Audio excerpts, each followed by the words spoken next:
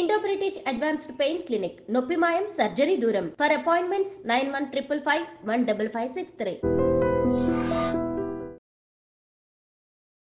ధన్వంతరి నమః.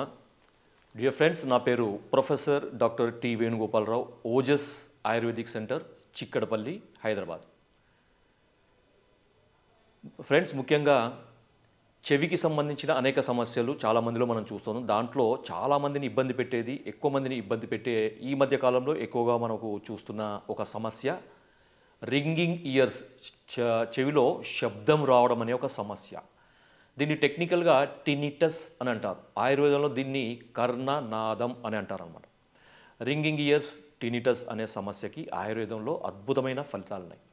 టినిటస్ అనే వ్యాధి లేదా కర్ణనాదం లేదా రింగింగ్ ఇయర్స్, చెవిలో ఈ శబ్దము రావడం అనే సమస్య ఉన్న వాళ్ళలో ఈ శబ్దం యొక్క తీవ్రత కొంతమందిలో ఎక్కువగా ఉండొచ్చు, కొంతమందిలో తక్కువగా ఉండొచ్చు, లేదా ఒకే వ్యక్తిలో రోజులో ఒకసారి ఎక్కువగా ఉండొచ్చు, ఒకసారి తక్కువగా ఉండొచ్చు. తర్వాత ఇది రాత్రిపూట పడుకున్నప్పుడు కొంతమందిలో ఇది చాలా ఇబ్బంది పెడుతుందన్నమాట. ఎక్కువగా వినపడుతుంది, వాళ్ళకి నిద్ర కూడా డిస్టర్బ్ అయిపోయి వాళ్ళకు మానసికంగా కుంగుపాటుకి దారి తీసే అవకాశం ఉంది. ఈ శబ్దం కూడా రకరకాలుగా ఉంటుంది. కొంతమందిలో ఫ్లూట్ వాయించినట్టు, అంటే మనకి ఈ వేణు నాదం అంటారు కదా, కొంతమందికి డమరుక నాదం, కొంతమందికి మృదంగ నాదం, కొంతమందికి హిస్మని సౌండ్, కొంతమందికి తర్వాత ఈల వేసినట్టు సౌండ్, కొంతమందికి చిర్పింగ్ అంటే చిన్న చిన్న పిచ్చుకలు అరిచినట్టు సౌండ్, ఇలా రకరకాల సౌండ్లు మనకి ఈ చెవులో వినబడుతుంటాయి అన్నమాట. సో ఇలాంటి సమస్యకి ఆయుర్వేదంలో మనకి చాలా అద్భుతమైన పరిష్కారాలు ఉన్నాయి. ఎందుకంటే మామూలుగా ఈఎన్టీ స్పెషలిస్టులు దాదాపుగా ఇది వ్యాధి తీవ్రత ఎక్కువగా ఉండి తర్వాత ఓల్డ్ ఏజ్ వాళ్ళకి దీంట్లో ట్రీట్మెంట్ ఉండదని చెప్తారు.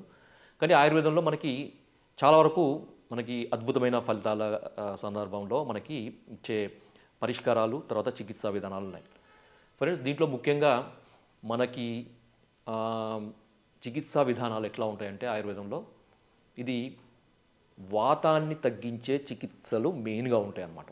ఎందుకంటే శబ్దవాహిని స్రోతస్సులు అంటారు. మనకి చెవు నుంచి మనకి మెదడుకు వరకు ఉండే ఈ ఆడిటరీ పాత్వేని మనము శబ్దవాహిని అంటామన్నమాట. ఈ శబ్దవాహిని స్రోతస్సు అంటారు. ఈ శబ్దవాహిని స్రోతస్సును వాతము అనేది ప్రభావితం చేయడం వల్ల లేదా చెరగొట్టడం వల్ల ఈ సమస్య వస్తుందని ఆయుర్వేదంలో చెప్పారనమాట. దీనికి పరిష్కారాలు ఏమున్నాయంటే చికిత్సా విధానాలు. మొట్టమొదటిది ఈ చెవులో వేసుకునే తైలాలు అన్నమాట. దాంట్లో శ్రీఫలాది తైలం, దీన్నే బిల్వ తైలం అని కూడా అంటారు. బిల్వశలాటు అంటే మారేడు పిందెలు, తర్వాత ఇంకొక 4 నుంచి 6 రకాల మూలికలు వేసి తైలాన్ని, ఆ ఆయిల్ని తయారు చేసి మనకు ఇది ఆయుర్వేదంలో మనకి ఉంటుందన్నమాట. ఇది దీన్ని ఆయుర్వేద షాప్స్లో అమ్మే వాళ్ళకి దగ్గర కూడా దొరుకుతుంది. ఇది కేవలము మొదటి స్టేజ్లో, అంటే ఈ సమస్య స్టార్ట్ అయ్యి 1-2 నెలలు అయ్యి ఉన్న కేసులలో మాత్రమే ఇది పనిచేస్తుంది. అంతకంటే దాటిన వాళ్ళకి చికిత్సా విధానాలన్నీ కూడా మారుతాయి అన్నమాట. వ్యాధి యొక్క తీవ్రతను బట్టి చికిత్సా విధానాలన్నీ మారుతాయి. రెండవది క్షారతైలము లేదా అపమార్గ క్షారతైలం. ఈ రెండు కూడా ఎప్పుడైతే ఈ మనకు ఈ చెవి లోపల అబ్స్ట్రక్షన్కు సంబంధించిన సమస్యలు ఉంటాయో, ముఖ్యంగా ఈ ear wax, obstructed ear wax అంటారు కదా, మనకి చెవిలో గుల్మి అనేది ఎండిపోయి ఆ లోపల ఇరుక్కుపోయి మనకి సౌండ్ ఇంపల్స్ అనేవి సరిగా పోవు. తర్వాత అక్కడ ఉన్న కర్ణబేరి అనేది అధికంగా మనకు రియాక్ట్ కావడం వల్ల గుయ్యమనే సౌండ్ లేకపోతే ఇస్ అనే సౌండ్ వస్తుంది. సో అలాంటి కండిషన్స్లో ఇది మనకి ఇంతకుముందు చెప్పిన ఈ 2 తైలాలు, అపమార్గ క్షారతైలము, తర్వాత ఇది క్షారతైలం, ఇది కూడా స్టార్టింగ్ స్టేజ్లో ఉన్న వాళ్ళకి మాత్రమే ఈ 2 పనిచేస్తాయి. తర్వాత ఇంకా అడ్వాన్స్ అయిన కండిషన్లో కొంతమందికి ఓల్డ్ ఏజ్ వాళ్ళకి ఈ డిజనరేటివ్ న్యూరలాజికల్ డిజార్డర్స్, అంటే నరాలు ఎండుకుపోవడం వల్ల వచ్చే వ్యాధులలో ఈ హియరింగ్ లాస్తోని అసోసియేట్ అయ్యి ఉండే ఈ కర్ణనాదం. ఫ్రెండ్స్, కొంతమంది చూస్తుంటాం కదా, ఈ ఈ కర్ణనాదం లేదా టినిటస్ అనేది, చెవులో హోరు అనే సౌండ్ ఉండే ఈ సమస్య అనేది హియరింగ్ లాస్ అంటే వినికిడి లోపానికి దారి తీయొచ్చు. కొంతమందిలో వినికిడి సామాన్యంగా ఉండొచ్చు, కానీ 130-40% మందిలో, అది కూడా వయస్సు మళ్ళిన వాళ్ళు, అదేంటే మనకు 65-70 సంవత్సరాలు దాటిన వాళ్ళలో ఈ సమస్య మనకి ఉంటే దానికి అసోసియేటెడ్గా ఈ వినికిడి సమస్య కూడా వస్తుంది. అలాంటి వాళ్ళకి చికిత్సలు వేరే విధంగా ఉంటాయి. తర్వాత అంతకంటే తక్కువ వయసు ఉన్న వాళ్ళు కూడా తీవ్రతను బట్టి కూడా చికిత్స విధానాలు వేరే ఉంటాయి.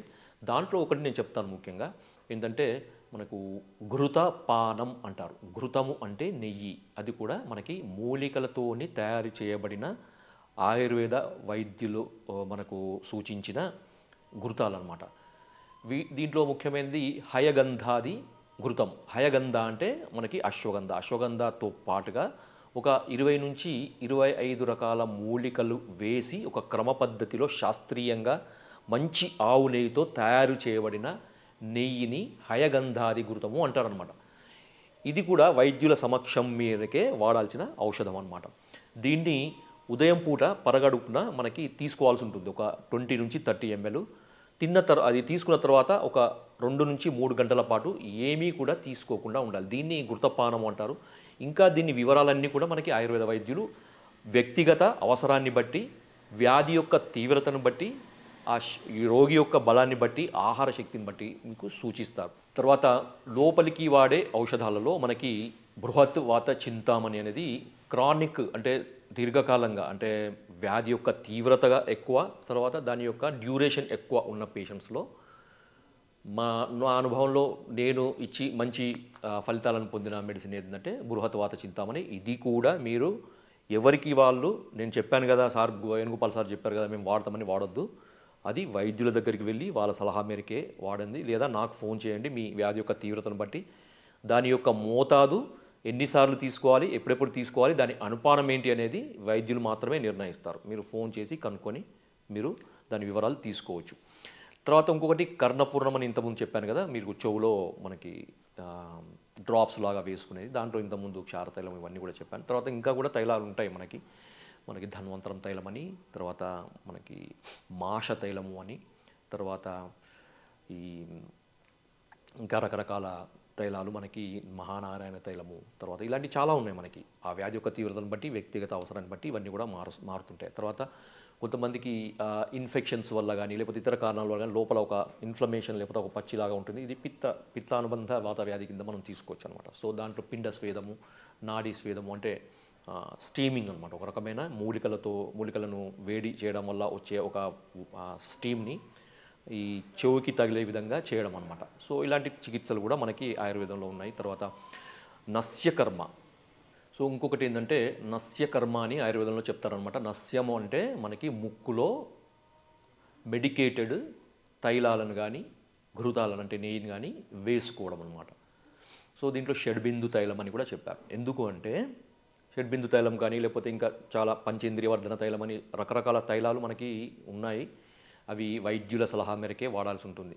ఈ నస్యకర్మ వల్ల ఉపయోగం ఏముంటుందంటే ఈ నస్యకర్మ అనేది నేరుగా మనకి బ్రెయిన్ మీద పనిచేస్తుంది అన్నమాట. ముఖ్యంగా మనకి ఈ ఆడిటరీ అంటే వినికిడికి సంబంధించిన ఈ సెంటర్స్ ముఖ్యంగా మనకు మిడ్ బ్రెయిన్లో, తర్వాత ఈ అక్కడ నుంచి ఆడిటరీ కార్టెక్స్ మనకి ఇక్కడ మిడ్ బ్రెయిన్, తర్వాత ఇది ఆక్సిపిటల్ ఏరియాలో ఉంటుంది. నస్యకర్మ వల్ల ఉపయోగం ఏంటంటే ఈ నస్యం వల్ల మనకి దీని యొక్క ప్రభావం అనేది బ్రెయిన్ మీద ఉంటుందన్నమాట. ఎందుకంటే మనకి ఈ వినికిడికి శక్తికి సంబంధించిన సెంటర్స్ అనేవి మనకి బ్రెయిన్ స్టెమ్ అక్కడ నుంచి మిడ్ బ్రెయిన్ లోకి అక్కడ ఉండే కార్టెక్స్ ఉంటుంది, న్యూక్లియస్, అక్కడికి చేరుతాయి అనమాట. అక్కడ చేరినప్పుడే మనకి ఈ మనం శబ్దం వినగలుగుతాం అనమాట.